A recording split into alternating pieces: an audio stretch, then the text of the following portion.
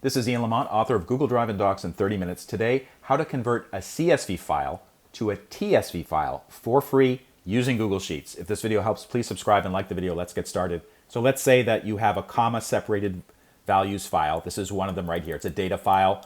You can't really do much with it in a text editor. Of course, you can read it in a spreadsheet program, but let's say you want to convert it to a tab-separated values file, TSV. This is how to do it. So first of all, open up Google Sheets. Google Sheets is a free program. If you have Gmail, you have access to it. Go to the checkerboard icon and then select Google Sheets. You'll come to a page like this. What you want is the icon that looks like a folder. It's the file picker.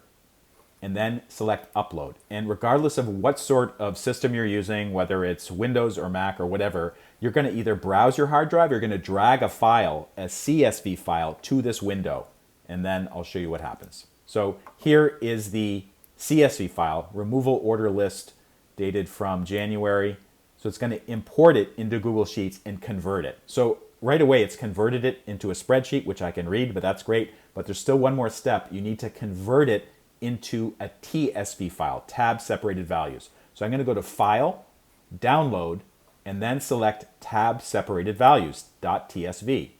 It's going to prompt me, all right, let's save it to your hard drive again. So I just saved it to my hard drive. And what I'm going to do now is I'm just going to check the work here. Actually, let's do it this way.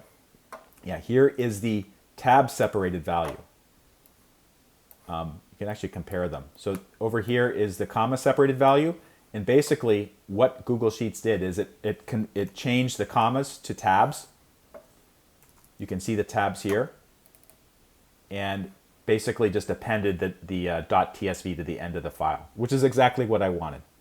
If this video helps, please take a moment to like it or subscribe on YouTube. And for more information, check the links in the show notes. Thank you so much for watching.